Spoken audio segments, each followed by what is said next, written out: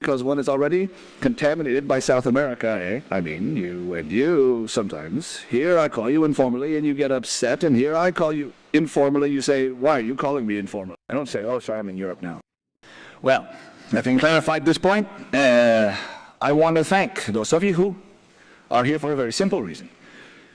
Because if it weren't for you, well, I wouldn't say either. I'm not going to be so blunt. But thanks to you, this is being recorded at a high quality level, and obviously it will be uploaded to the internet for free. So many people can benefit from your presence here, right?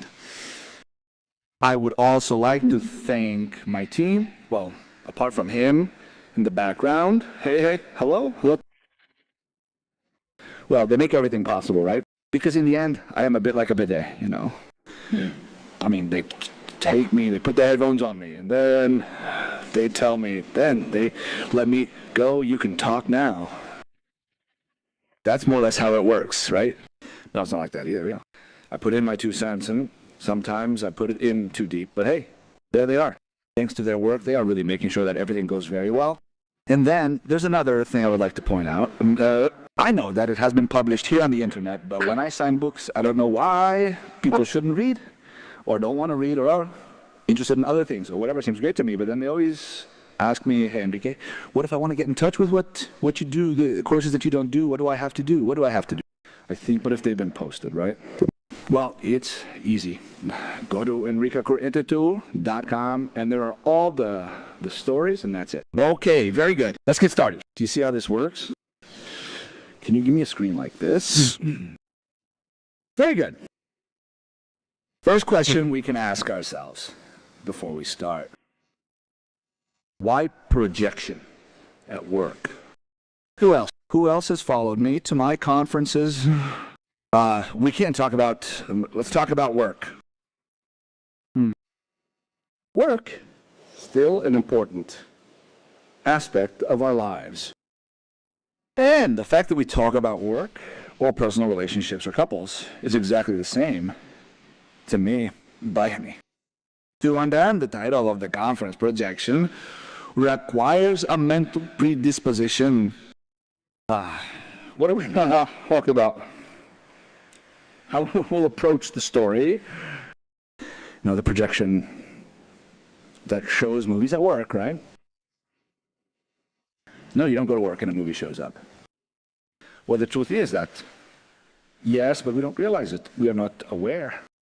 Well, so when we talk about projection, we are talking about our projection.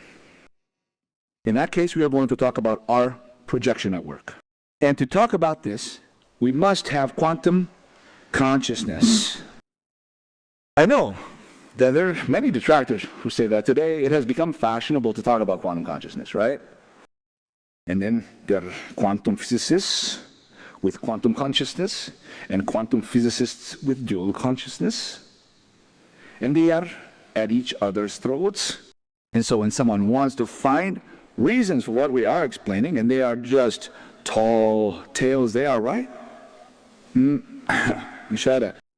And when others want to explain, like other quantum physicists, that this tall tale has nothing to do with it, they are also right. So work is a projection. And it is a magnificent projection. Well, why? For a very simple reason. Because with work we can 2 or even 3 times a day. At most, once or twice a day. And some people can do it a week. We can do many things very rarely, but work is our life. Work is our life. At least hours. And those who do not have a job also have work, which is not having a job, which is also work.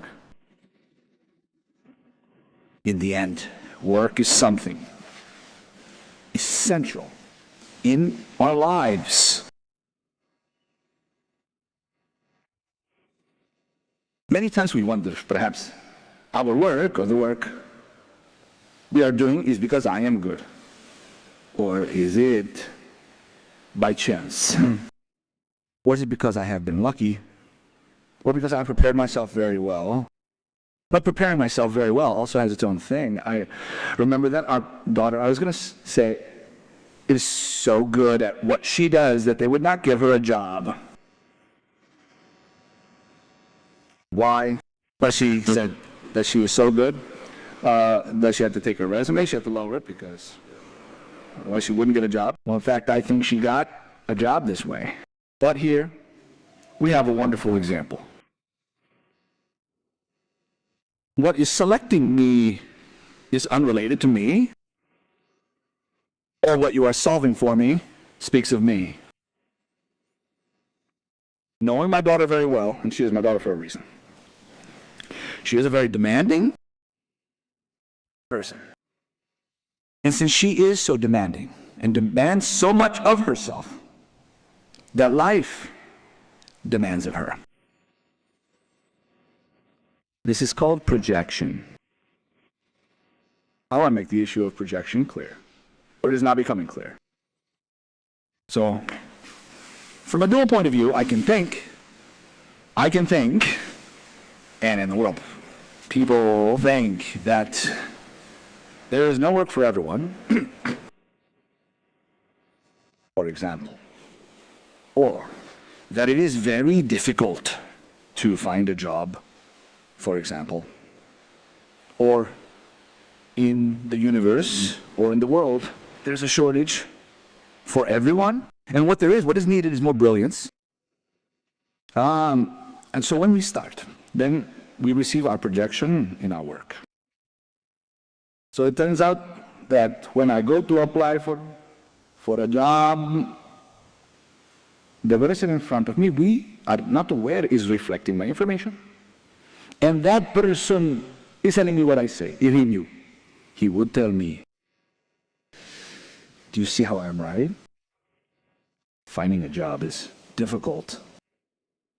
And up there they tell you, and the job you give us? The job you give us, you do not give us work? Is the story becoming clear? Oh, okay, from a holistic, integral, non-dual point of view, from a baita point of view, which means not, I am going to demonstrate with some short videos that everything we do, everything comes back to us through something called resonance.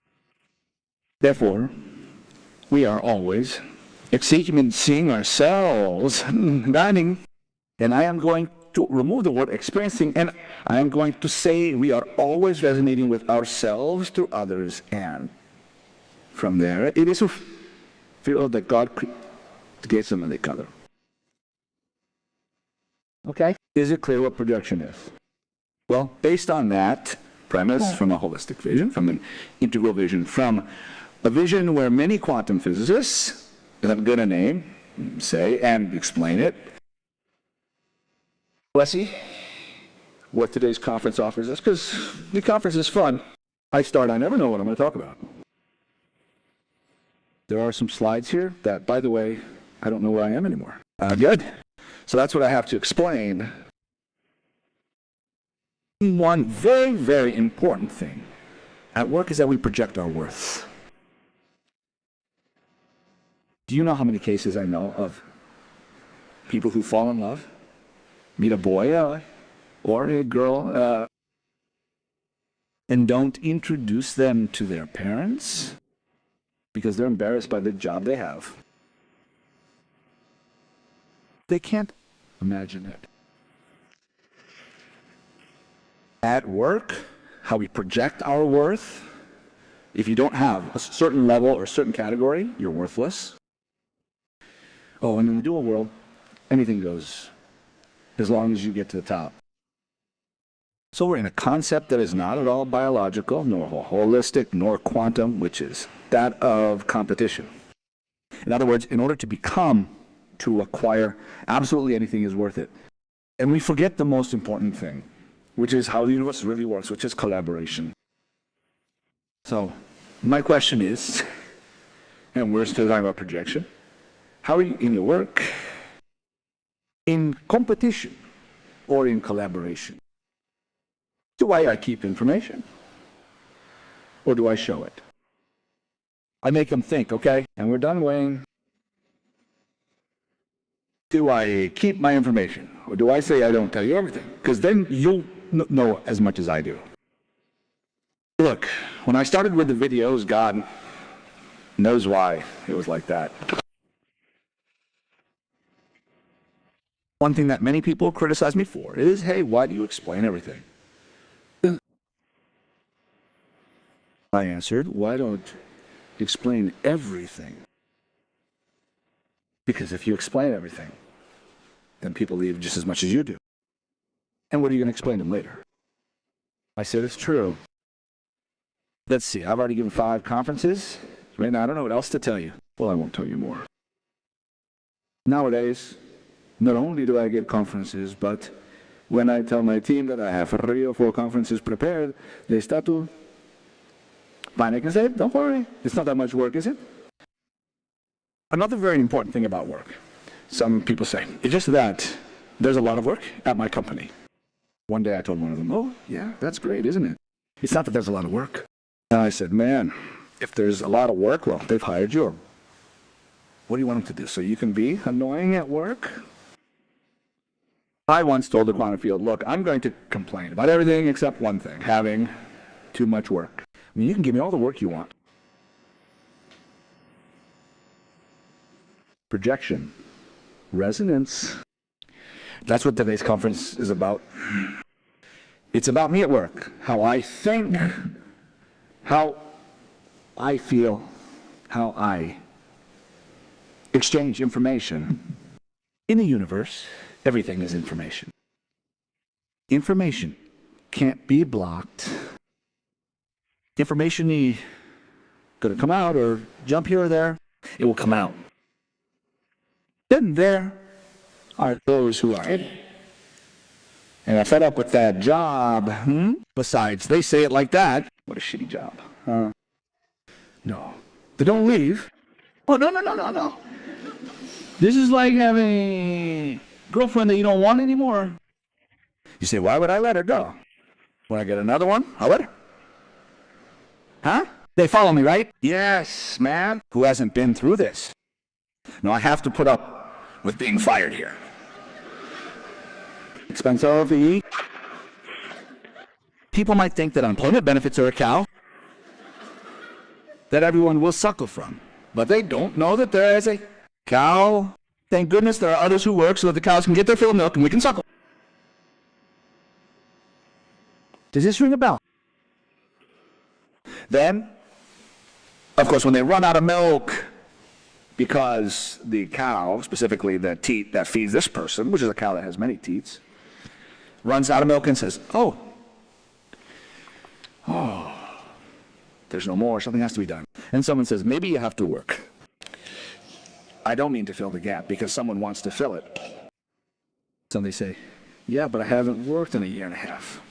And I'm rusty. Sure, so much sucking.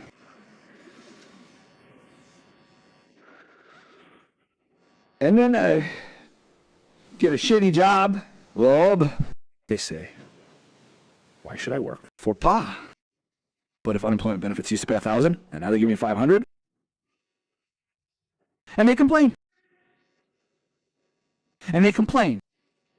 It's funny how people complain about what they receive and don't ask themselves what they are giving. It's funny. It's funny that someone complains that they fire them at a job they don't want to be at, and then they fire them and they say, whoa, that's shitty. Bosses, sons of, they fired me. But they were firing me a year ago. And this is what you got. You're not really into a project, and they fire you, and then you get pissed off. Am I making myself clear? More or less here, starting with me, we've been through this. This is projection at work. Of course, there's something we don't understand. If you haggle with life, life will haggle with you. If you don't give yourself fully to life, how can you expect life to give to you? You expect to receive, but you're not thinking about giving. Oh, and when you're talking so small that the next person in the room doesn't want to get in front of me while you're climbing the ladder at work. Of course. Then work becomes everyone dressed up. Everyone nice and pretty, all dressed up there at work. See who stands out the most. See. Done all the smiles at work.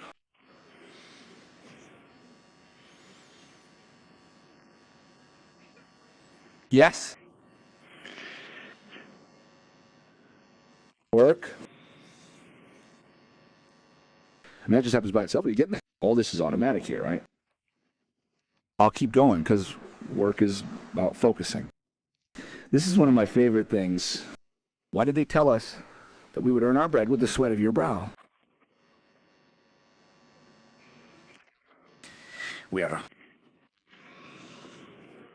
all here, and those who are not here are hypnotized. We are programmed. It's called the collective unconscious. Since we were little, we are told things like, "You, my son, what do you think?" As my father used to say.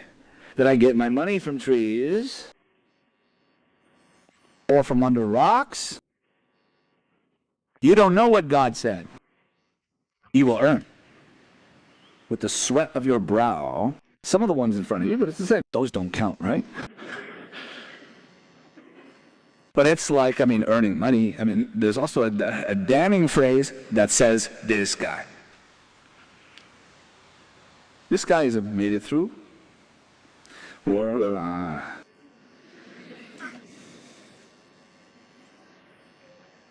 Oh, no. Hey, we're also having a few beers. That guy has made it. He's got 10 million euros.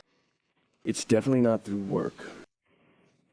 Yeah, that's automatic. Well, I don't know if that guy has made 10, 15, or 20 billion, whatever. I don't know, and I'm not here to say. But I'm going to tell you one thing. If you think like that, you'll never get there. I can assure you of that. Or if you do, it'll be through cheating, trickery, deception, or speculation. I don't care. It's becoming clear. So, you'll earn your bread with dirt on your forehead. That damning phrase is like a punishment. And that punishment makes us feel distant from the source in our unconscious, understanding by source. The one that is giving us life. And that the Master Jesus already told us in other ways. But we are left with the God Jehovah, not the God of love. Jesus already said it. Why do you worry about tomorrow? Jesus said, don't you not know that the Father who is in heaven does not worry about the neighbors who fly in it, about the lilies that are in the field? Forgive Jesus for how I say it, because I say it that way, but I wanted to say this, right? And how could he not worry about you? But there is a substantial difference between the bees, the lilies, and us. The bees do not even have to think about getting up in the morning and saying, what do I have to do? That does not work. He does not say to the lilies, I do not have to grow. Either I do not have to make flowers either. Look, I am going to make an effort to make flowers either. While the human being, yes, the human being is trapped in duality. And then the human being is going to have to come to a slide. There's this one. This one. We are doing well. The human being is trapped in some beliefs and noun traps. I'm going to make a point about beliefs. Believing is hypnosis. Believing I believe that God exists. And someone else will tell you, well, I don't think so. I think that God is white, and I think that he is a woman, and I think that he is a man. And the ego gets fat, very fat. Come on, discuss. And we are going to have holy wars. You follow me. Believing is absolutely nothing. It is a hallucination. You can get it as a hallucination. That you believe something does not mean that you know what you are believing. I believe in God. And what do you base that on? You cannot explain it. Either you know God, or you believe in God. They are two different things. And the problem with human beings is that they base their entire existence on beliefs. And you can't imagine how much duality feeds them any on a this, I believe that, I believe that. And we're constantly fighting and fighting and fighting. This is a big mistake we make, believing that our beliefs, in order for them to work, involve something else very important, which is the following: action. Action. If we really want to change our lives, we will have to change our beliefs. And changing our beliefs does not mean changing our beliefs for other beliefs, because we will still be the same. The point is, since you have some beliefs, don't change them. Simply stop believing in them, or better said, use them. As we have been educated, for example, as we have been educated, no, I'm making this up, we have been educated to pray to a figure of that. Well, you observe, you say,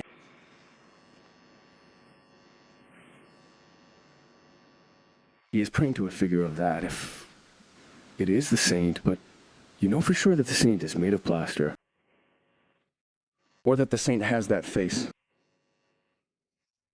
No, but I am more comfortable. Perfect. Pray to this figure, but know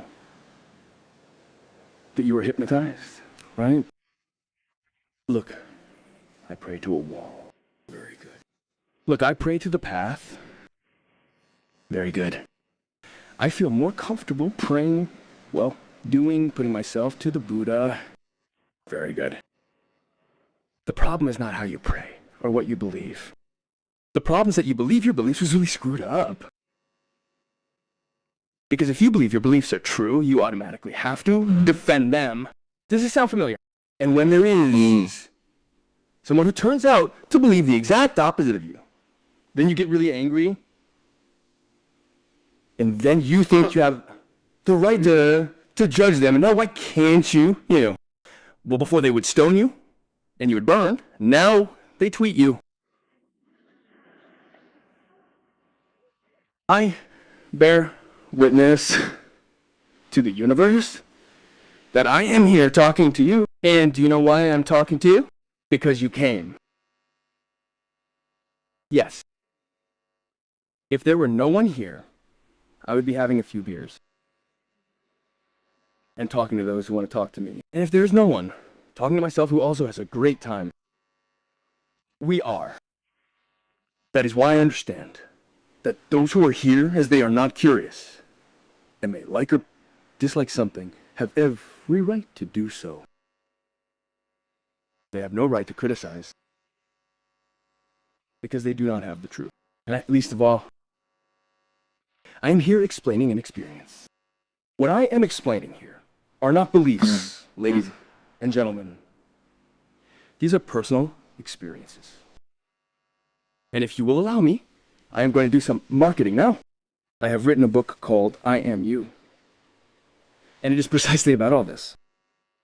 Now, I'm not saying this so that you buy the book. I mean, it is clear. If you want to buy it, fine. And if you don't, fine too. But it is a very good book, okay? Well, but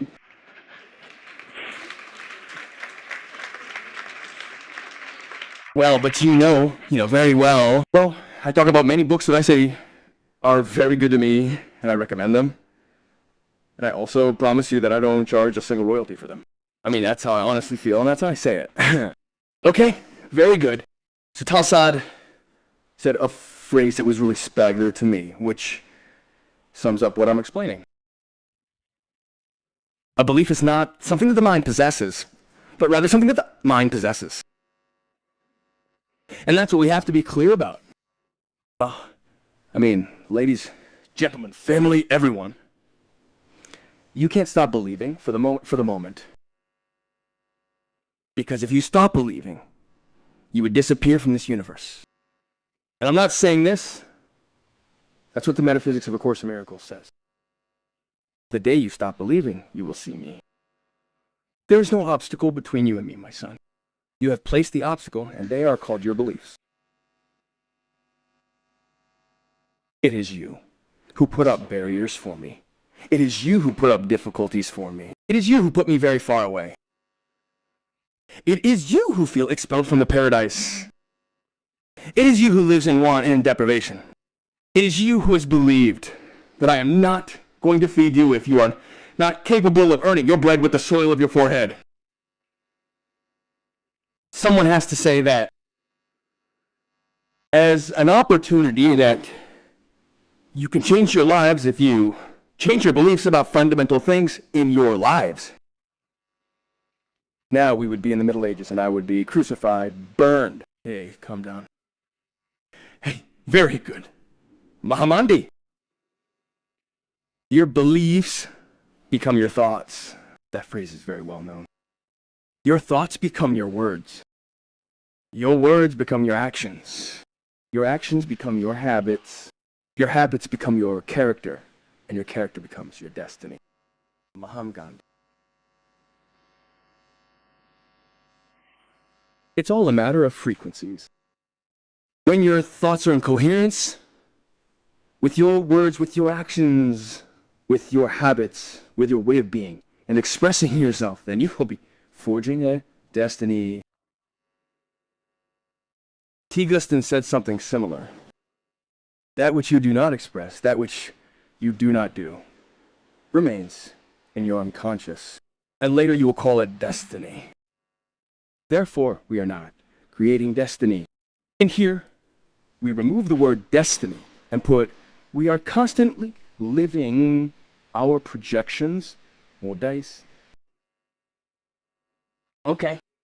Very good. Let's continue. This dual error leads us to the famous phrase that I like to hear so much. Come on, I say it in a rhyme, okay? I mean, I'm asking myself, what do I have to do?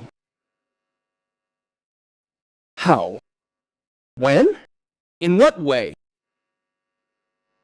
Sometimes a consultation begins. And I haven't even started to say, well, what do I have to do? I mean, okay, save yourself. Okay, what do I have to do? And if you tell him you have to do a handstand 10 times a day, he believes it. He believes it. They have to do a handstand 10 times a day.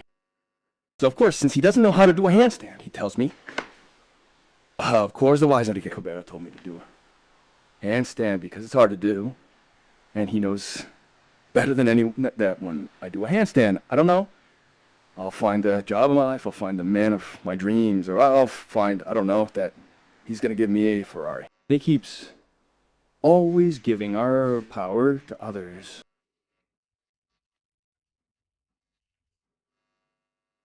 Always. Always. To the Maruja above, to the card reader below, to the advice of that friend that I can't see but I always listen to. In short, we're always the same. So, we're always doing. And then they tell us, are you looking? Are you looking for a job yet? Hey, don't you know that he who seeks finds? And one says always, let's see what I can. No, persevere, strive, push, fight, don't give up. I'm very tired. This is very tiring. Really? I don't know very well, but I know because of this is very tiring. I'm not going to say that if you strive, you won't achieve something. Because that's one way of achieving things. It's the long road. We're not long. Or am I going to tell you to sit in an armchair and say, Yoi.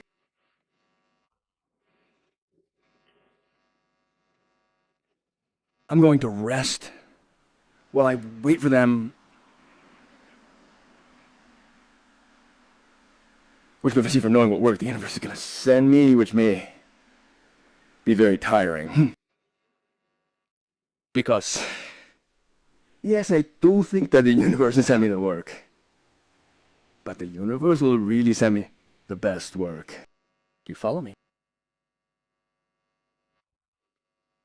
We're always negotiating.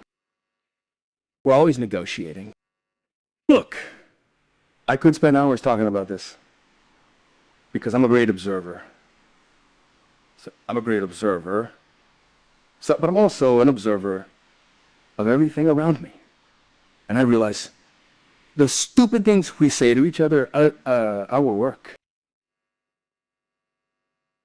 And what people think about the job I have. I remember when I was very young,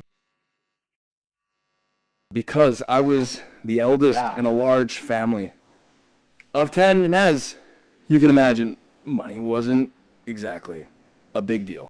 Also, my parents' beliefs were that work is work. You have to work hard, right? And one day, I wanted to indulge myself. I don't know. I don't even know what my whim was, but because I don't know if I was 6, 17, and I was very naive. A friend of mine who has a restaurant said, hey, if you want to come here on the weekends and wait tables. I said, because I have a job that's killing me. I said, I'm signing up and I couldn't think of anything else to tell my parents. I'll go to work later. Well, what did I say? For the love of God. How are you? How are you, our son? Going to work waiting tables? I thought, what's going on? What's going on now, waiting tables? I mean, they've told me you can earn a lot of money. There was a time when all the young people went to the coast. Look, you'd go to work and on the way you'd pick up whatever you could there too. There was some cattle around there, you know? So, like you have but I couldn't go. My friends tell me, well, we already know that friends are really good at it, right? 3 French girls, 5 Swedish girls, and I don't know which one I'm working. He says, oh, on top of that, plus that, they really had money. Huh? They're seeing. Oh, and parents are supposed to love you the most. We don't doubt it, but just because they love you the most doesn't mean they're right. That's another story. Okay. What's true? In my own reflection. You understand those words. Seek and you shall find. He who seeks finds, persevere, strive, push, fight, and don't give up. I'm not going to change the words. I'm not going to change them. I'm going to give them another meaning. Seek and you shall do.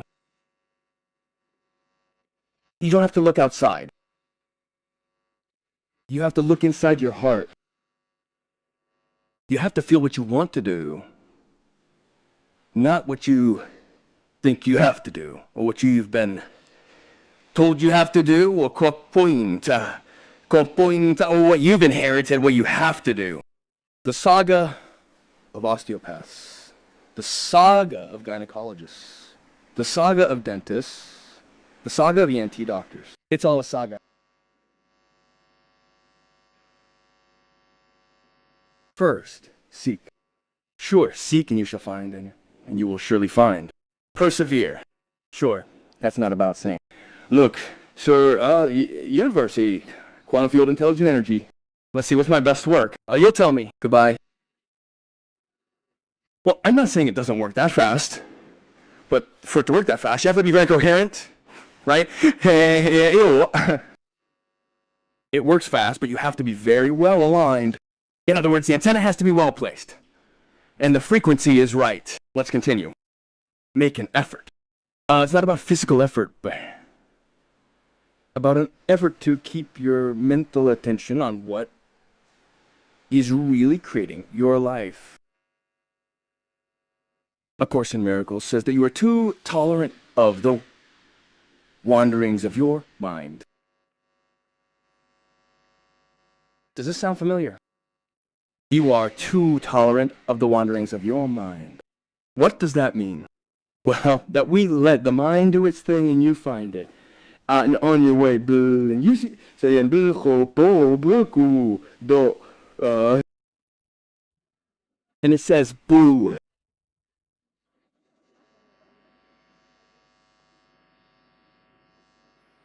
Yes, yes.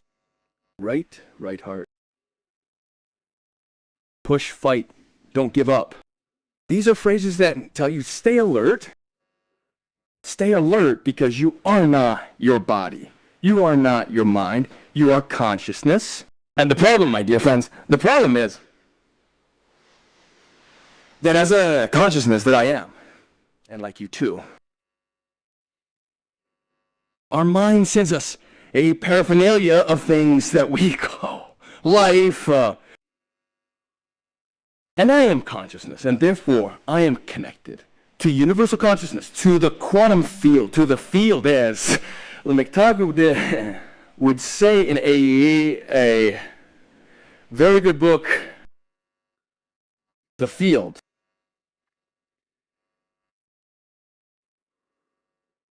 And I identify with it. And then I am watching the movie and I am suffering. And I cry and laugh. And I beg. I get caught up in that madness. And I live the movie, and I say that it is real. And since there are a lot of us who project our, and whoever dominates the world takes care of that, keeping us well hypnotized, we create clubs of greens, clubs of blues. And I say blues and greens for the sake of saying something, let everyone put what they want. And then we have to prove that the greens are more idiots than the blues. We suffer, we get sick, and then we don't understand why. Do you understand me? And I'm just skimming over it. What I'm proposing here with other conferences is that it's not about not observing, and I don't want to get ahead of myself. Obviously, it's about observing, but this is what is meant by attention. Observe. You are consciousness, because what the world wants is to trap you in a polarity. Either for you to think white, or for you to think black, or for you to think what the mind is programmed to think, which is the mind of the ego. The ego has taken it away from us. If you look at the movie Matrix, it's the Smiths. They're the ones who dominate the movie. Yeah. Follow me, hearts. This is something to think, right?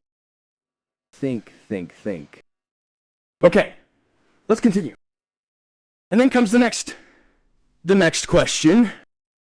We have to look. And what are we looking for? Huh? Here the movie begins. Here it really can be done. Well, soap operas are based on all this, right? So we have to look. So people tell me, I would work, but I don't know what to do. I would work, but I don't know what I like. What happens is that I would like to work, but first I have to think about studying. Well, there's an impressive world out there. The search is based on some fundamental premises, which are the following. I'm not in the right place. There are mistakes in the universe. The family I'm in isn't the right one. Why do they say? Of course, with that shitty family I've been given, right?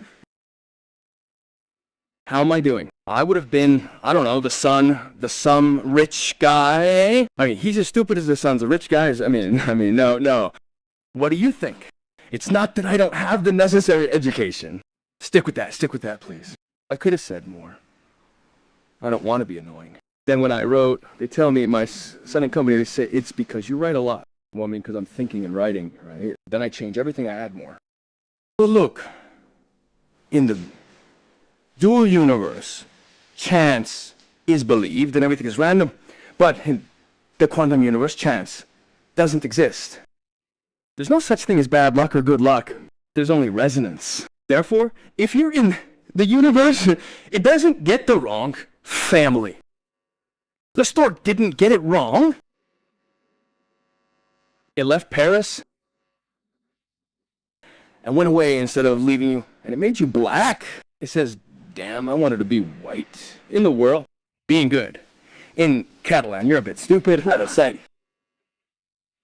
It's just that it's so good. It's so good that it's not for my daughter. No, it says, look, two ladies meet, and it says, hey, how are you? How's your daughter? It says, oh yeah, very good, very good. It says, I found a wonderful job. She says, look, after 15 days, the boss already gave her an apartment, right? And he promoted her. And she was put in charge of the factory, and he raised her salary. But, well, if she was earning 1,000, I think she earns 4,000 or 5,000, outrageous. She says, what does yours say? Mine is just as bad as yours, but with less luck.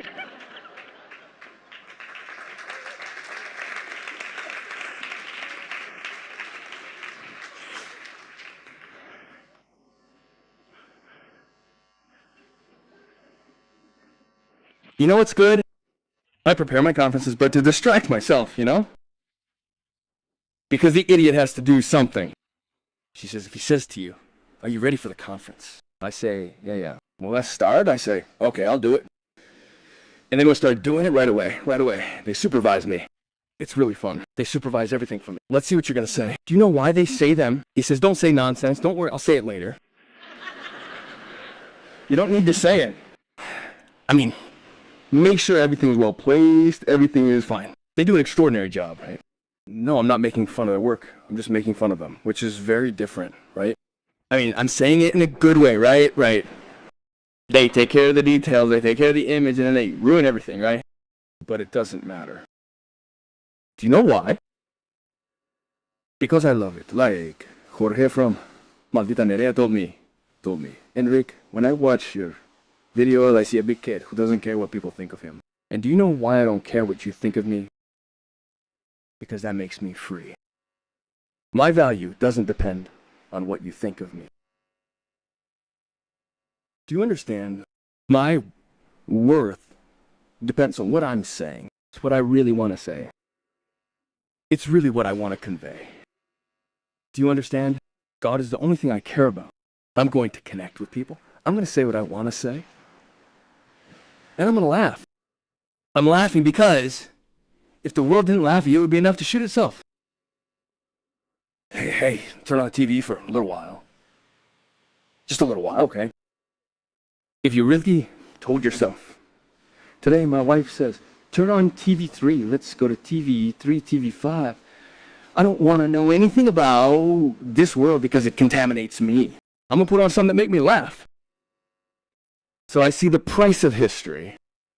Oh, I like the price of history. They're the fattest of all, but they're more. They live happier than hell. Now, I don't know if you've seen the price of history, huh?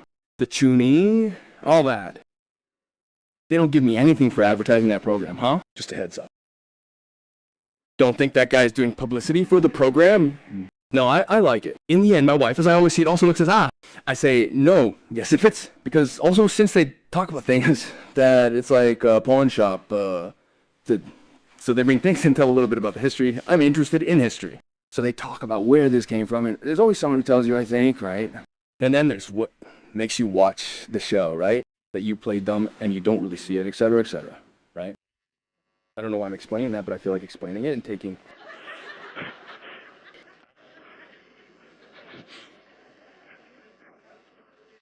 As a job. And here's a job. Very good. Okay, let's get a little more serious. When I talk about Buddha, I'll make a reference to Buddha. This guy really has merit. I know he doesn't give a damn about that. But this guy, 2,500 years ago, the things I was going to say, well, it's outrageous, not to say something else. I mean, let's be respectful, shall we? Because now we're in front of Buddha, although he was laughing more than I was, I'm sure. Good. Buddha said, we become what we think. I don't know if he had any idea about quantum physics, but this is total quantum. We become what we think. Einstein, too. Imagination is everything. It's a preliminary vision of what's going to happen in your life. Imagination.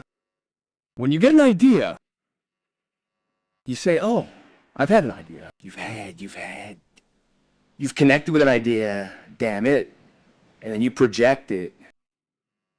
Then there are those who will throw it to the ground, don't worry. Or those who say, this, you wanna say, this isn't gonna work, this I don't know what, this I don't know how many. They are projecting their limitations, and you are seeing your doubts. I want to separate from my husband, and I am going to tell my friend, who wants to separate from her husband, but for 20 years, 20 years. Don't ask her. There's no need to ask her. It is up to me to tell you what she is going to tell you. It is better that you do not ask. In any case, ask the one who got divorced and ask her. And ask her, hey, how have you been? What has your experience been? You're not going to ask the one who doesn't want a divorce, because she'll tell you about her experience. Don't get a divorce. Look. Close my eyes. And think about it later when you swipe the credit card and see if it goes well. And if not, think about it yourself. Well, these are ways of life. It's exactly the same at work. We're, as far as I know, from work, we're not giving our best. We're swearing at our boss all day. In the cafe.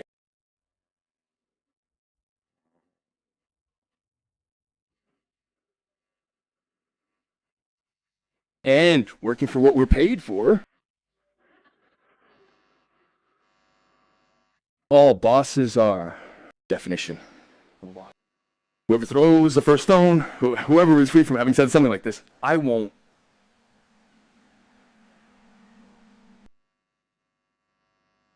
And then one day, the boss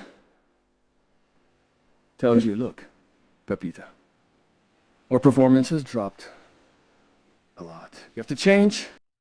And you. Yes, because, of course, I don't know, the boss who is polite tells you, is something wrong?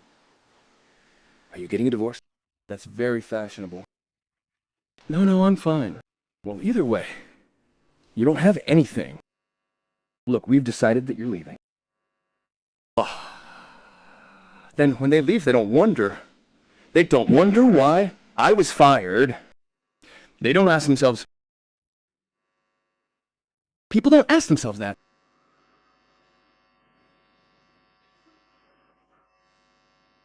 Don't ask themselves, oh, look, I just got here and he passed me by, and I'm 20 years old. But they don't ask. She's been playing around for 20 years, playing around with things that don't sound right. And that her boss wanted to fire her, but couldn't because it was too much trouble. They don't ask her that.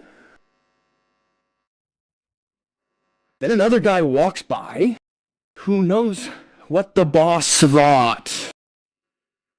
Okay. At school, I have a phrase on the wall that's the following, and you already know it. Don't complain. No, this isn't it. Sorry. Out. This isn't it. It's just that the next slide is already there. Damn, I'm going faster than the screen is. Okay, let's continue with the phrases like this. Those phrases, the following ones, don't complain about what you think you lack, and be grateful for what you have, and that's how you'll experience gratitude. It's anonymous. A phrase that I read once and I thought, man. And on top of that, we don't know what it is. He also didn't care if they put his name on it or not. But remember it. Don't complain about what you think you lack and be grateful for what you have. and you will live in abundance. Because if not, you will live in your lack. What am I explaining? Is this clear? These others that are like this, that are in the Institute, that is, love what you do. And what you do will love you 100 times more. Well, this phrase is based on a fundamental premise. That you are not in the wrong place. Do you follow me? You are not. Like if you were here, if you were there, if you had the position. No, you are in the perfect place. And what you have to start doing is loving that. Giving all your heart and soul to what you are doing. Whether it is picking up, drawing plans, or operating. If you do that for love, look, I'll tell you an anecdote about Buddha. Again, because of the respect I have for him. In the monastery where Buddha was, those who wanted to be monks would come. It is a Buddhist tradition that I believe is the firstborn. I think they take them to the monastery. It's more foolish. It is more foolish than a shoe. And there is a Buddhist tradition that the monk, the lama, has his neophyte there, I don't know what they call him, so that he can learn. And nobody wanted him. Nobody.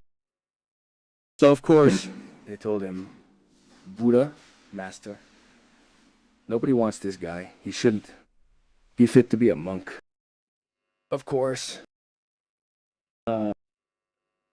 Buddha, in his infinite compassion, obviously didn't say, are you an ass or what, to the monk. Because what Buddha said to him, let me, Buddha, give you my opinion about you. Then excuse me for the nonsense that I'm going to say right now in a moment, but I have to explain this somehow, and I don't know how to explain it. I mean, of course he is above this, but the monk doesn't understand anything. The monk assumes that the universe has made a mistake by putting that guy in the monastery. Do you follow me? This is an error of duality. But of course, since the monk is not yet enlightened, Buddha says, of course, if you were enlightened, you wouldn't tell me this. But it turns out that there were no enlightened monks in the monastery because no one wanted them. And so the guy said to him, well, I'll be the one. The remaining monks were standing around. You, master, you're going to have to. If no one wants them, what am I going to do? Throw them out. Because Buddha knows that person isn't there by chance. But Buddha said to him, and the aspirant said with very good intentions, Master, what do I have to do? Does this sound familiar? What do I have to do? He said, that guy can't read. The suttas or whatever they're called won't understand. He said, look, you're going to take care of. I'm telling you now. It excites me because I must have been 17 or 18 when I read this. And it changed my life. And the thing is, back then, I was very stupid. I'm still just as stupid. The thing is that I seem smart, but it's the same. I'm just as stupid, don't worry. He said, you're going to be in charge of always keeping the floor of the courtyard clean. The courtyard, not the temple, okay? The temple is clean. The courtyard. There's wind, rain, leaves. All you're going to do is keep the floor of the courtyard clean, and you'll say, I don't know, a Sudha mantra. Whatever, the next mantra, I'm cleansing my soul of all my impurities. I'm cleansing my soul of all my impurities. I'm cleansing my soul of all my... And don't say anything else. And of course, all of them. Monks were amazed when this guy.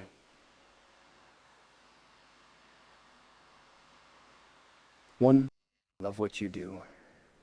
And what you do will love you 100 times more.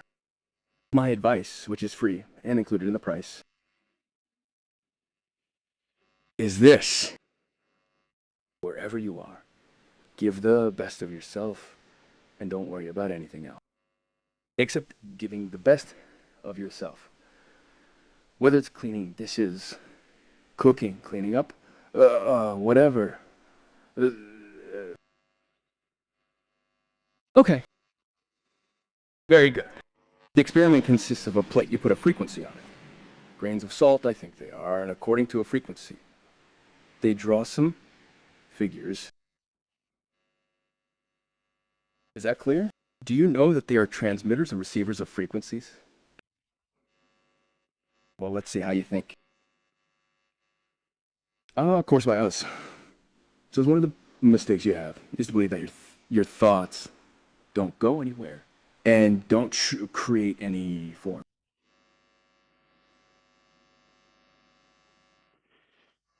I had a very nice teacher who taught me hypnosis. He's Brazilian, and he explained that he once went to a laboratory in Brazil, where I don't know if I'm saying it right. They captured the subatomic particles of the universe, and they were reflected on a kind of dark or trans screen. I don't know. It wasn't there. And then the scientists told them, look, here we receive the atomic particles of the universe and we capture the frequencies, etc., etc.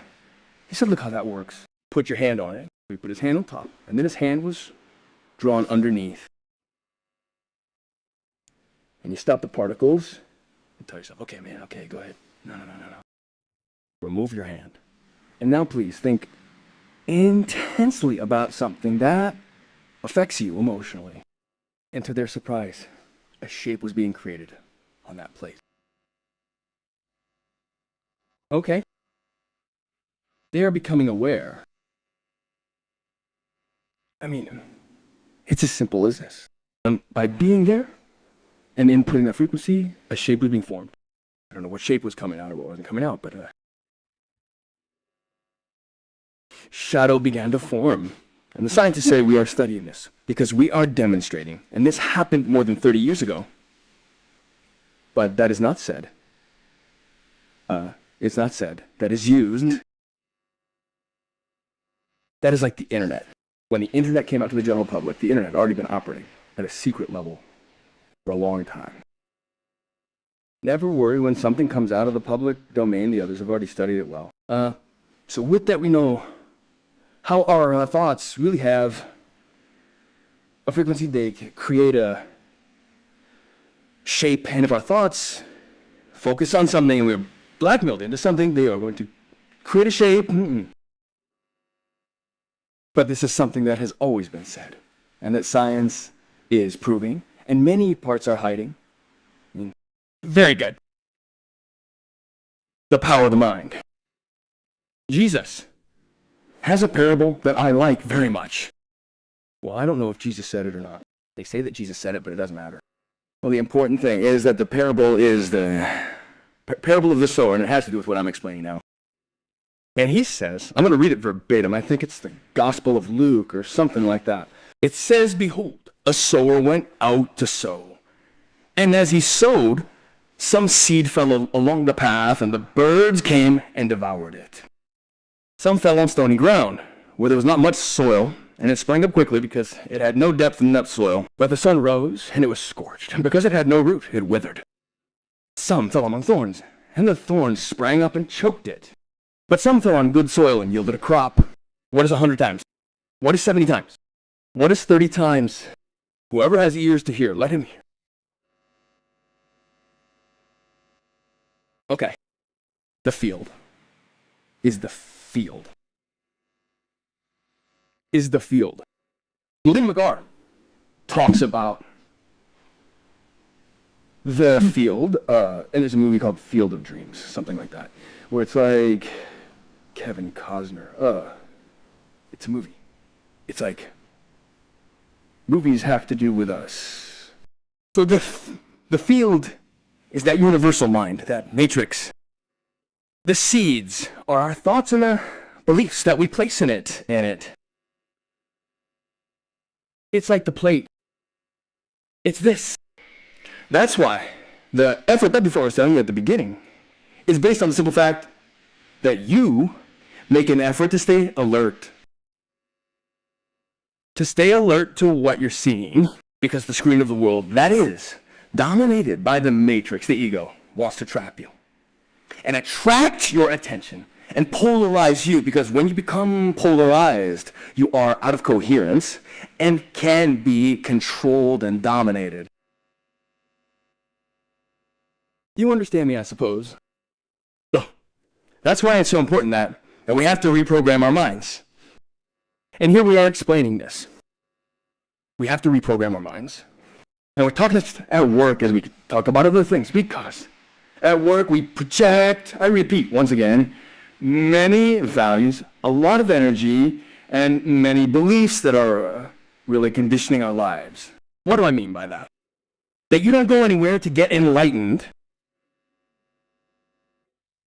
That you don't have to go to the Himalayas or the Ganges to pray or put on a red or green button here or bathe naked in the Ganges.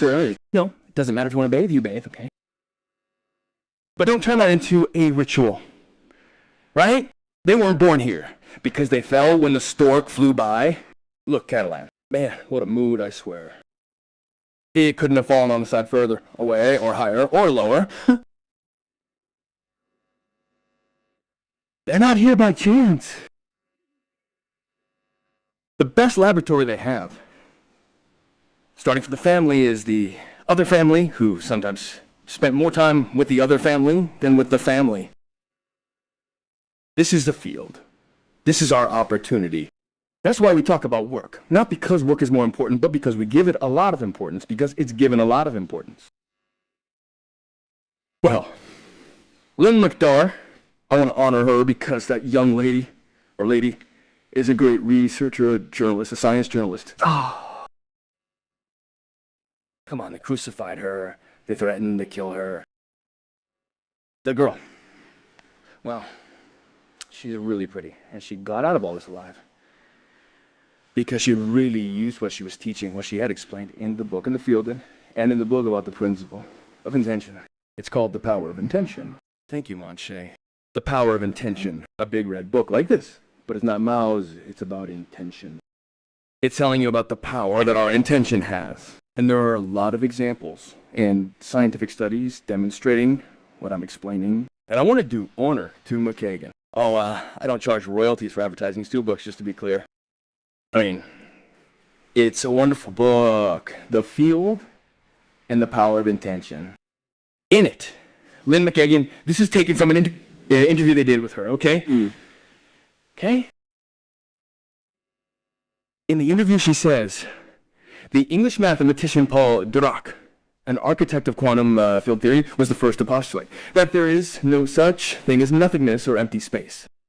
And he says that if all the matter in the universe were really removed, all of it would still see subatomic particles in the field and react.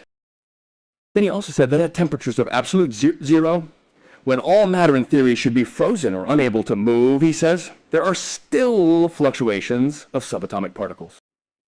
Also, certain physicist, a certain H. Putov, what a name, right? But anyway,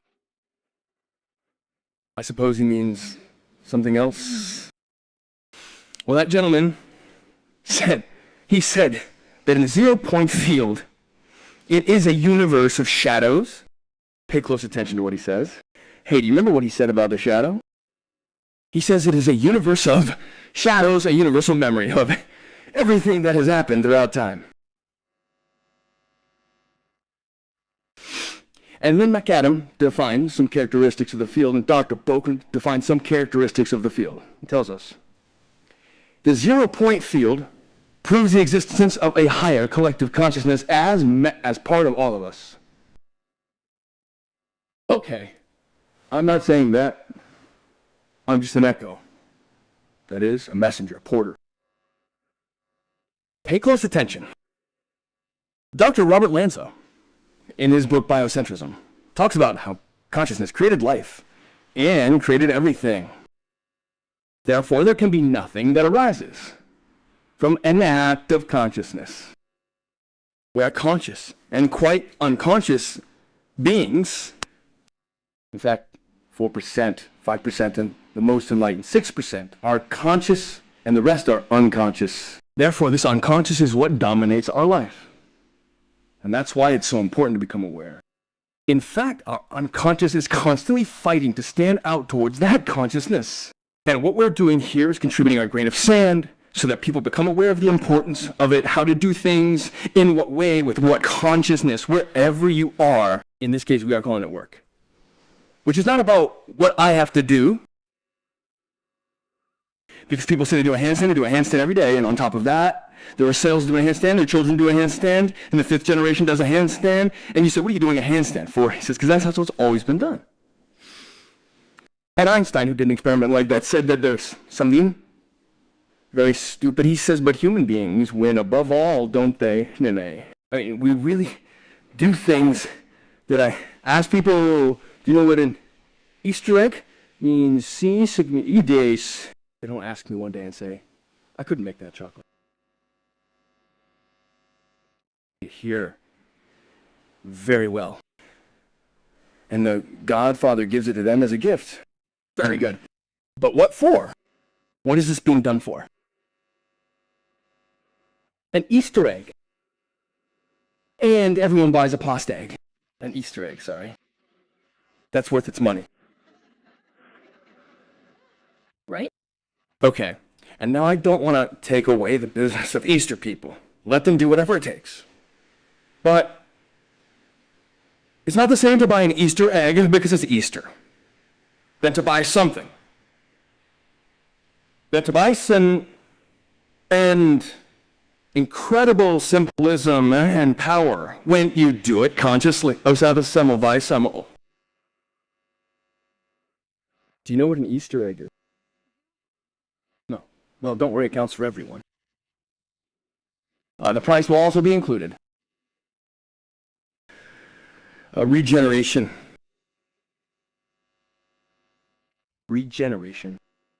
Jesus was in the desert for 40 days, hence the quarantine. Because it's a time of transformation, of preparation for Easter. Where did they have to crucify? What did they crucify? Jesus. But the ego is crucified. They follow me so that the new man, the new woman, the new being follow me. And we have to celebrate Easter. The new birth. And what better than an egg, damn it? And buying an Easter egg all our lives. They say, do you know why? I just want them to realize how hypnotized we are. Oh, the other one. You ignore all the eggs. When they tell you, this guy ignores everything. Ignores traditions. I ask them, but don't you know that my egg is cosmic? You don't know that when I'm in my retreat, in my Lent, in my quarantine, listening to my heart, putting my mind still without observing the world. That's why I lock myself in quarantine. Do you understand that? That's why I go to the desert and don't watch TV3, for example, or TV1 or TV6. It's all the same to me. So as not to get contaminated.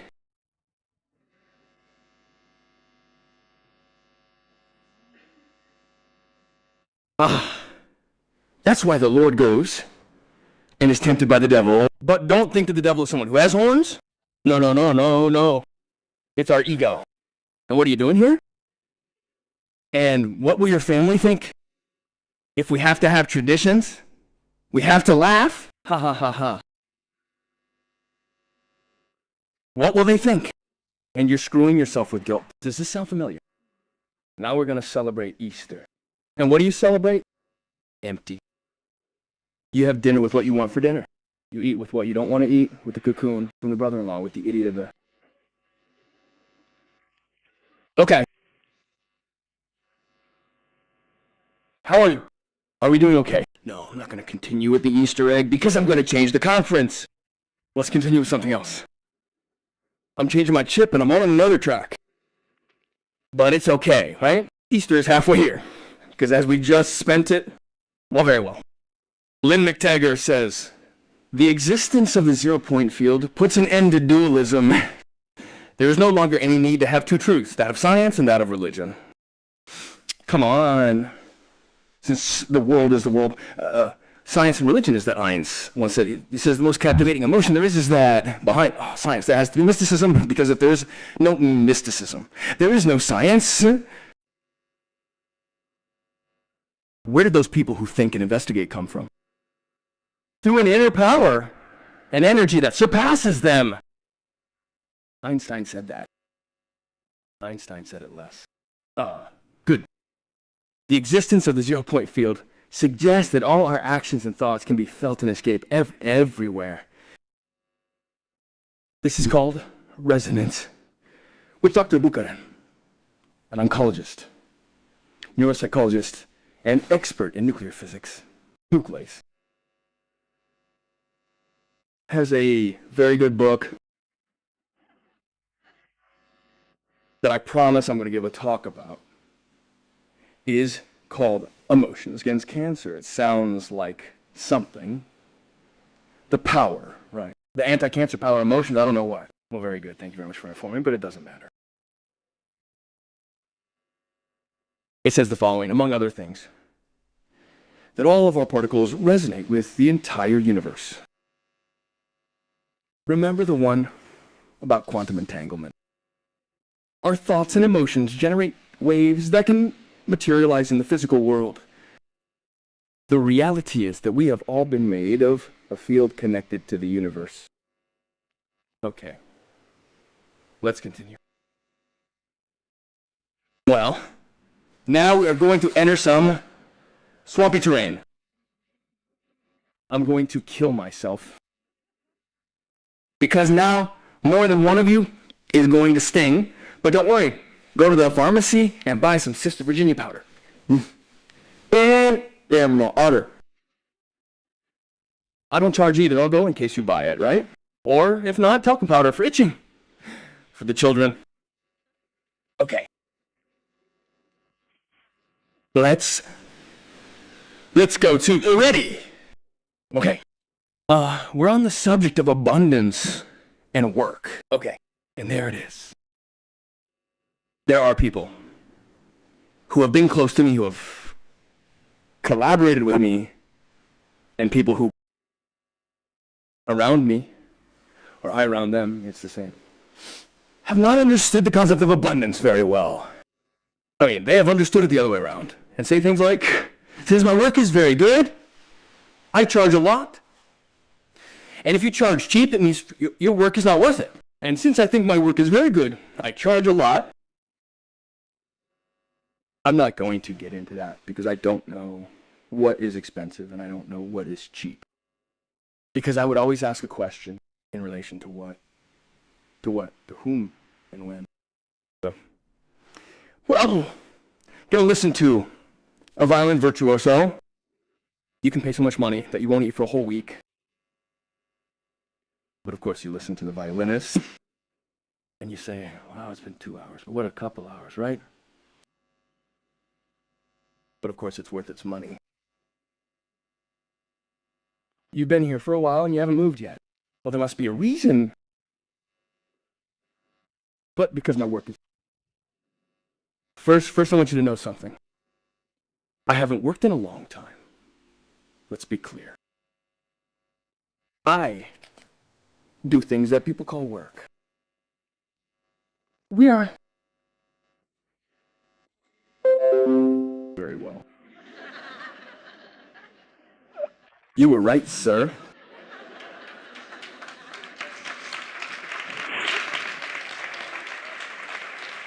Have you seen it? Look at this. Some will call it coincidence. Well, no, that's called synchronicity. And they told me, very good, Ree. Keep going, champ. I mean, you can do it. One day, I said. One day I didn't charge anything. No one can say, you don't charge for your work.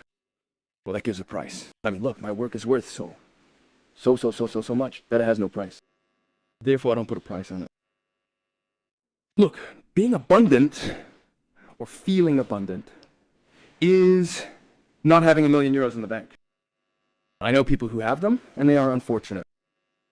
That is not being abundant. Being abundant is knowing that you will always have what you need to do.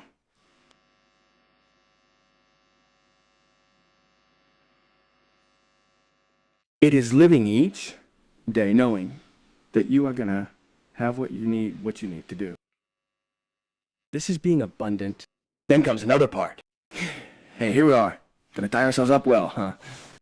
So we associate what is spiritual with not being able to charge money. So of course, where's the money gonna go? To what is not spiritual. And then we will complain. You have to see.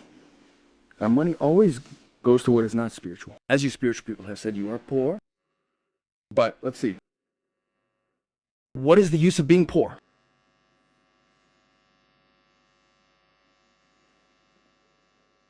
Because what is the use? Of course, I generate an energy called money. And people criticize me. One day they criticize me because I didn't put just a price. Oh, this is very expensive. Hey, Enric, I don't want to see you anymore. They put me on pedestals and bring me down every day.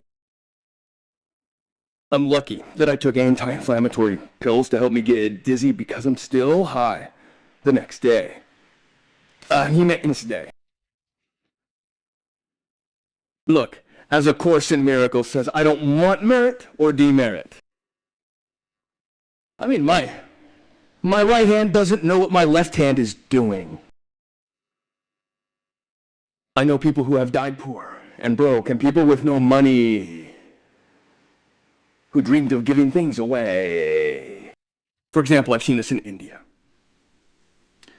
where they would give you a dirty glass, but they had nothing more than a glass of water. And there are people who don't even say good morning to you, because I have to save up saliva. Okay, so, questions. Having a lot is associated with not being spiritual, and having little with being spiritual. What is spiritual doesn't have to cost anything. And if you charge a lot, it's a business. Let's continue.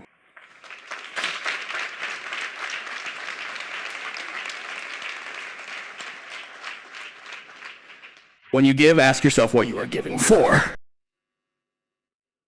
When you receive, ask yourself what is written. If you don't know what you are giving, observe what you are receiving. And this doesn't change in heaven or hell. It doesn't change anywhere. Showing off that you have something is frowned upon, but that depends. If you're Anglo-Saxon, they tell you, if you don't have anything, don't let anyone know. You show off. And in our Judeo-Christian culture, it's the other way around. Right? If you have nothing, you're poor, and don't buy yourself anything because they might think you have something, because of course it's written, a camel can go through the eye of a needle fatter than a rich person in heaven. So people who are rich here, who don't hide everything, when they're about to die, boom, they give it to church and go home poor. Sure, anyone can do that. I'm poor. Anyway, it's always the same. It's about showing off and not being. Let's continue. Wealth is a source of wealth. These are reflections. How does your poverty benefit the world?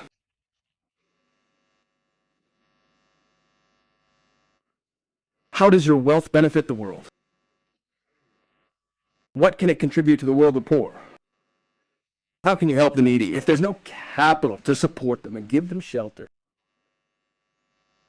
Look, you know that this world is crazy. I don't know if you know it. Half the world. And you can see it from Jupiter very well. I don't know, you sit in the Jupiterian chair. I'm going to sit in Jupiter so you can see it well. You sit in the Jupiterian chair where you can see everything really well. And you see displaced people around there who aren't allowed to pass. They throw some fumes at them that make you cry. People cry. Since I'm from Jupiter, I don't know what tear gas is. I'll write it down. And on the other hand, there are collections and trucks to help those who are here. And then there are lessons from people discussing. So very seriously what needs to be done. And everyone there is thinking. I think. I don't know. What they think so much, especially those who are here thinking about what they have to do, are the ones who have created the problems over there, so that these people can leave here and then have a problem here, and they say, what have we done for them to come here? And they say, what have we done for them to come here? If they have to go over there. Of course, then I have to do a report. And I swear that sometimes I am there at night to do the report. Agent 07 here, sent to Earth, they can't send reinforcements. Because this is already crazy. They don't understand that. Here, some people are collecting things that don't arrive. Or they don't have them here. No. Here we are prepared to receive 3253. Damn, if I... This. And the 3265. Right? Here we have a quota. We accept 1232. How complicated? Plans are. Really, it's a good thing. Movie. Because if it were to them, I'm gonna float on that planet and see if it ends once and for all because of the stupid things they do. Here, giving, taking here, sending, they're killing things, and people stay calm, right? Women raped, children who arrive alone.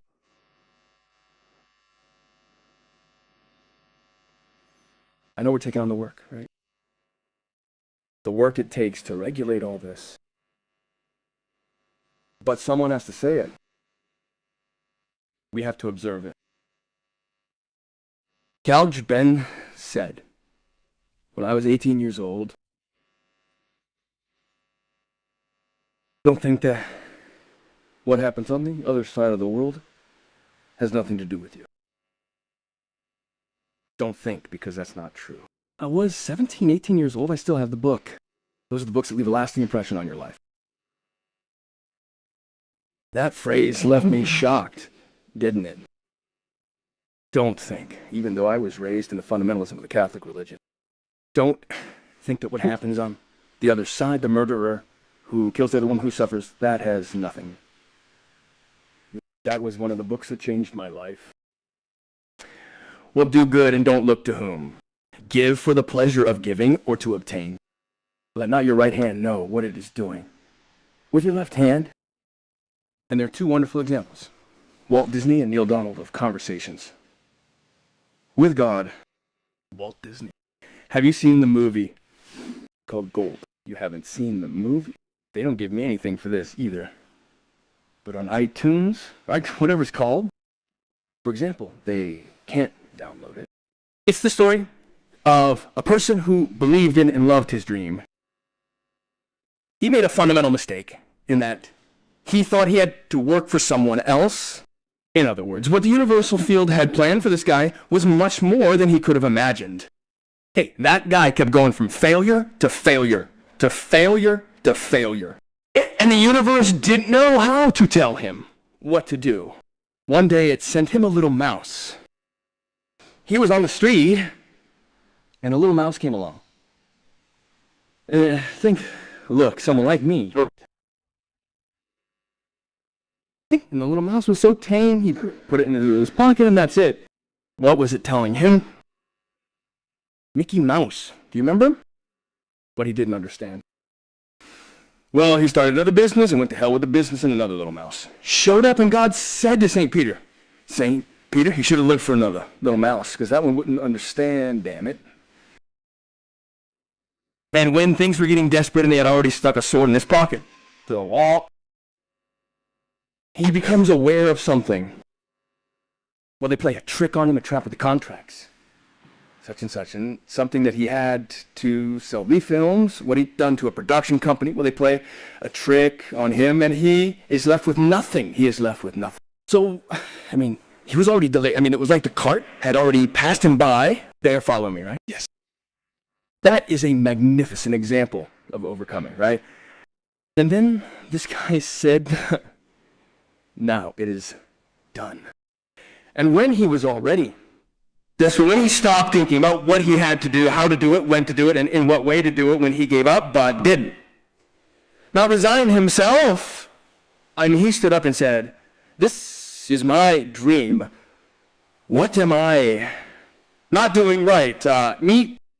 When he gave up and stopped looking, then the little roundabout appeared to him. But this time it was not that one, but Andrew Mickey Mouse. I'm not going to tell the story anymore. What happened from there? Cinderella came out, the money came out to make Cinderella. And now you see Mr. Walt Disney behind him. Well, he's not here anymore. They say he's frozen waiting for I don't know what, but it's the same. But that's the least of it. The other one is Nil from Conversations with God. Have you read the book Conversations with God? No. Read the book Conversations with God. Watch the movie Conversations with God. Neither do you get royalties for this, right? I mean, watch it, download it. Oh, the book is free. You have to buy it. But you can watch the movie. But buy the book. Buy the book. I'm really emphasizing this. Why? Because if you want to receive, try to give first and don't worry about receiving. You will receive. Neil has an accident, loses his job, and ends up on the street. But on the street, street eating garbage and such, until she has a transformative experience and begins. She receives the information from that devil that I will later put a little piece of in her honor and in her example. Am I right? As overcoming, let me look back a little, not forward or backward. Exactly. Overcoming. Winston Churchill failed 6th grade. Thomas Edison. His teacher said he was too stupid to learn anything. The teacher was enlightened. Steven Spielberg was rejected 3 times from the university of his dreams, the University of California, which he knew nothing about. Charles Chaplin's acting style was rejected by several executives because they thought it was too twisted for people to understand. Mary Monroe's first contract with Columbia Pictures ended because they told her she was not pretty or talented. I don't know if she was talented or not, but she had the skills. Let's not argue. Man, I don't think we would argue about this, right? If talent is assumed. Hey, Toyota didn't hire Shoji N1 Honda for one of their engineering positions, leaving him unemployed. Then he founded Honda. And Marquez ran too. I've taken one, I've taken others that I don't want to forget about. It's just that I didn't want to fill up any more PowerPoint so that they wouldn't cut it later. So I'll take it out. Here's Albert Einstein. He started talking when he was 4 years old. Flutter, do you know who Fred Astaire is? They said to him, this guy can't even dance or act. Thank goodness, right? Without potty training. They told him, don't touch the balls and go cook. They told him, well, I put the balls in, but it's almost the same. They told Harrison Ford that he didn't look like an actor at all. Damn, I like one more. Abraham Lincoln worked as a farmer, and his parents couldn't read or write. Thank goodness. Henry Ford, another one who failed behind. Luther King, another ignorant one. Gandhi didn't make it here, as you might say. He didn't even graduate from high school. What for? He had other things to do. And the Red Bull guy. What's up? The winged bull. This guy was in Thailand. I don't know what he would do in Thailand, nor do I care. Huh? But he realized something, that there was one, that's called observing. And he realized that there were some truck drivers, so-and-so, who were in a bar, and they always just came in and ordered the same thing. Like a cargo, a crot, something, I don't know. I mean, man, it's a question. Look, what is this that they order? He says, no, this is a tonic that the trucks take to relax. Some herbs, they relax, and it gives them a lot of energy, and they keep going for miles. Well, you would have said, look how good. And he said, damn Red Bull. Go after that winged bull. Damn how it flies. Okay, very good. These are just examples of improvement. None of them were the sons of millionaires or anything like that. Hey, we keep giving and receiving. There we have my friend Gibran. I say my friend because that would be another neighborhood, but pay attention to what this guy said. When you make an effort to give of yourself. However, it is not that you are bad when you take advantage. Hey, let's continue. Because when you make an effort to obtain benefit, you are like the root that clings to the earth and is nourished by its bosom. There are 1,001 paths to being good, and it is not that you are bad if you do not manage to follow the good one. There's some guys, when they come down here to earth, we should put out a red carpet for them. Yeah. But they do not want a red carpet. They come down here to earth to tell great truths, to see if we stop fooling around. There are many vocations, many things that we do, things that I really want you to understand. That is, I am not saying the vocations are good or bad. In many cases, there are people who are trapped in what they don't want to do, and they have to become aware of that. I don't know, for example, people who say, I earn a lot of money and I always have less. I have a money loss program. Why? Because I had a grandfather who spent it on, and that's it. That I would have to spend it. Now, I don't have 5 quantum minutes left, do I? Well, good. Work is related to family loyalty. My father's a doctor, I am a doctor, and if I even think of being an engineer, we've screwed up, haven't we? Anyway, earning money is bad. I'm a big saver, my wife spends it all. Of course, that's why women, without woman, whoever has to spend the money, damn it. Oh. Conron jobs, caregivers, social workers, among others, etc., etc. Is this clear? Good. Our life, our life, which is our mirror, allows us to find our unconscious programs. Let's observe, this is what life gives us. Our projections, signs on the path that I had put milestones, but it seems that milestones don't fit well, and they said signposts.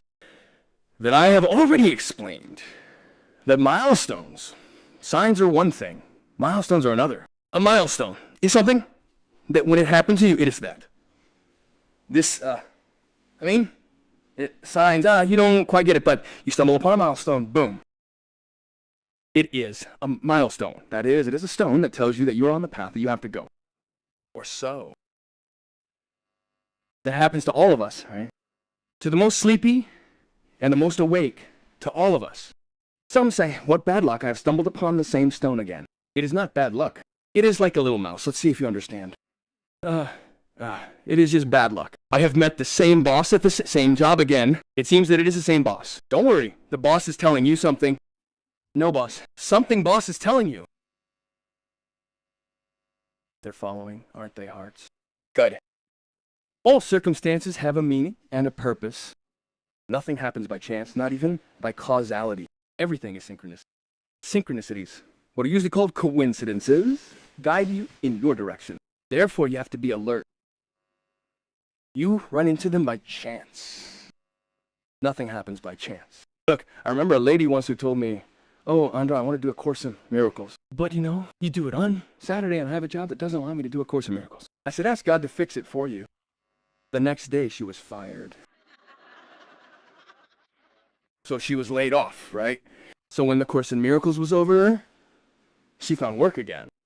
She said, and this, you've seen is the best. I said, that's how it all works, my daughter. But let's see, you say, don't say. It's just that work doesn't give me a Course in Miracles because the quantum field says work outside. Instead of saying, Lord, guide me because I want to do the Course in Miracles They might tell you, well, on Saturday, you're going to come on Friday, right? But as he said, work is what bothers me. Boom. Such, bringing a dream to its conclusion implies commitment and taking necessary actions. Then, synchronicities will manifest more and more in your life and will continue to outline your path. Pay close attention. Each one says the same thing. This is bringing a dream to its conclusion implies commitment and taking necessary actions. And then, synchronicities will manifest more and more in your life and will continue to block your path. Very good. Fear, paralyzing emotion. It is said that there are 3 types of people who never make mistakes. Those who are not born. Those who do nothing. And those who have died. What does that mean? That thank God we all make mistakes, because those are what make us masters. Making a mistake is transgressing our inner guide, the voice of our conscience. Dr. Buchanan. Even if you're afraid, do it anyway. No matter what happens, you're condemned to learn. This is mine. In other words, don't worry. Just do it. It's the same. You're going to learn. We have to transform. We're already in the final stretch of the conference. We have to transform. Shakespeare. Lata, my dear brute, it's not in our stars, it's in ourselves. Another enlightened one, Shakespeare. We have to be masters of our destiny. We have to come out of hypnosis as a self-hypnosis. Work is a means to discover our limitations. It's the screen for my projections. For example, Will Smith on compensation. There's a video of Will Smith. Do you know who he is? No. Well, he talks about fear too, which I've changed because that one seemed more correct or more appropriate. Will Smith says, he gives an example. It's a company, a multinational company that has to fire people for whatever reason. So the company tells all its workers, look, we're going to cut staff, and we've planned a severance package of $300,000 so that the people who join this week will be given $300,000 and they'll leave with $300,000. If they don't do it now, when that time comes, they'll only receive their legally deserved pay and be on their way. Only 50% took the money. Only 50%.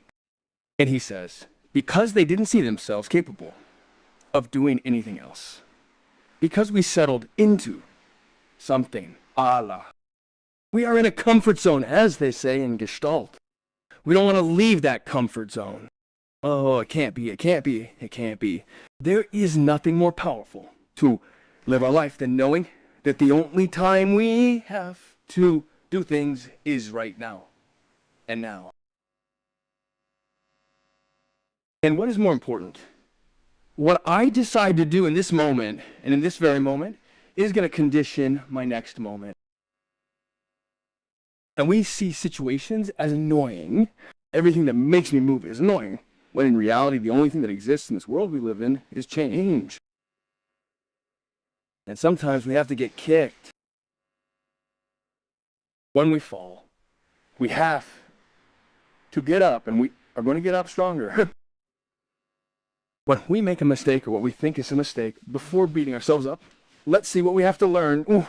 When someone fires me, don't blame the employer and ask yourself why life gave you that experience. Don't label it unfair or whatever. Don't take sides. Being abundance is for everyone.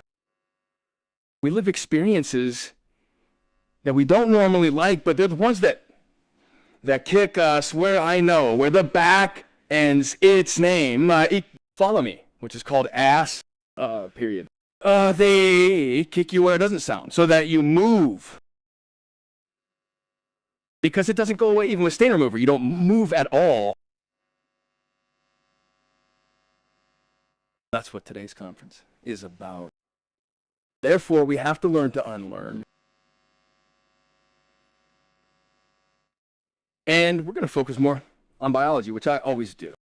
Of course, we have a body, we have a brain, and we have to learn to use it. I'm going to put on a video right now from Natal that I recommend you watch, and I don't need anything else to tell you.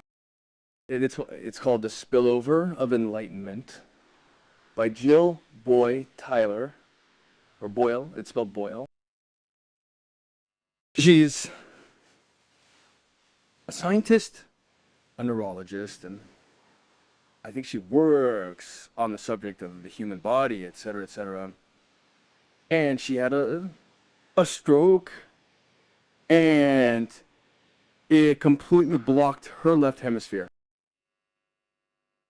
And she tells an experience in a video that lasts 20 minutes, which really demonstrates that everything we have been doing, she experienced in person.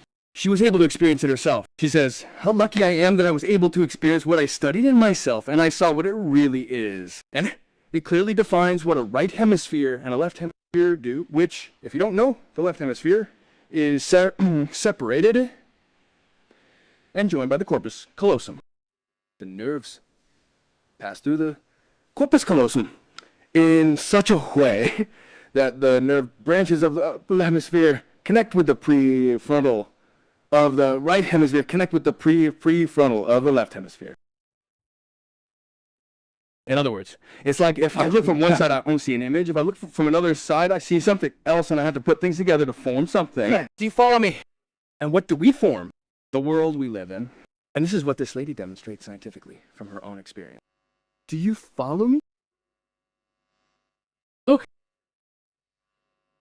What this lady advocates, and what we advocate here, is that if they are really in the left hemisphere, which is the one that deals with how, when, and which she explains works, like a serial processor that analyzes one piece of data at a time it is oriented. In time in a linear way, that is, past, present, future, that is, in other words, it looks at the experiences that they project the future. Are you following me? Okay. It continues, categorizes, analyzes the details, associates the information, etc., etc., thinks in language, does not appreciate any relationship between the self and the environment. It is like I am separate from others. It continues, thinks methodically, makes judgments, and constantly seeks to transform reality to control a better future. Does this sound familiar? And the right hemisphere says, it works like a parallel processor. It is capable of analyzing a lot of information at the same time. It is only oriented in the present. Only in the present. It has a great connection with the individual, their cells, and with their entire environment. It thinks in images. It is creative and artistic. It has no concept of self or non-self. Okay. This lady's left hemisphere is completely blocked. Totally. And she saw the world only through the right hemisphere and explains it. Okay. The left hemisphere thinks in how, when, and in what way. It is dual. The right is intuitive. It listens. It thinks holistically. It is non-dual. The warm body unites both hemispheres.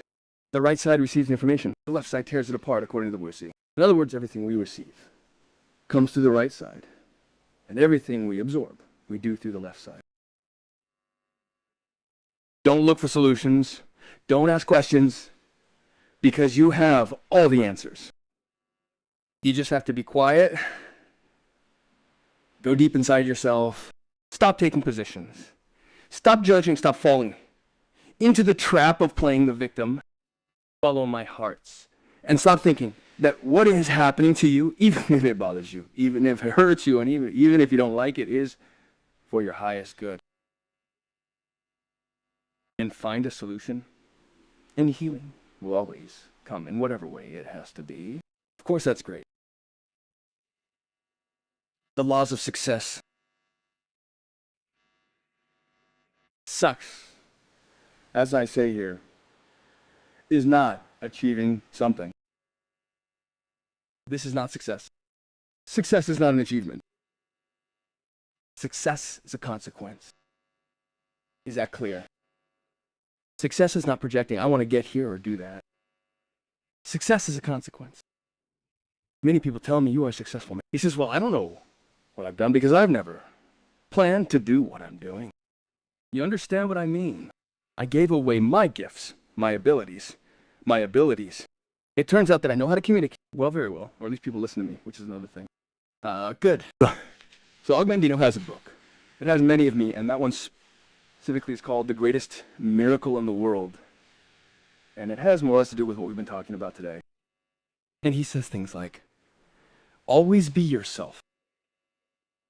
Don't imitate anyone. Show yourself to the world. Count your gifts. Realize how many things you can do. And walk 1 more kilometer. You have the greatest power, the power of choice. Walk 1 more kilometer. When you feel exhausted, when you know you can't do anything else, walk another kilometer. Because if Edison had stopped at the 10,000 light bulb and hadn't made the 100,001 design, we would all be in the dark. Let's wait for another edition again. Are you following me? Okay. So the power of choice is choosing to love instead of hate. Choosing to laugh instead of crying. Choosing to create instead of destroying. Choosing to persevere instead of giving up. Choosing to praise instead of criticizing. Choosing to heal instead of hurting. Choosing to give instead of stealing. Choosing to act instead of procrastinating. Choosing to grow instead of consuming yourself. Choosing to bless instead of blaspheming.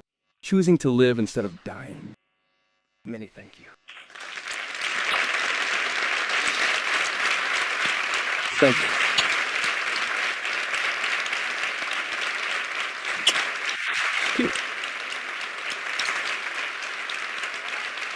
Thank you.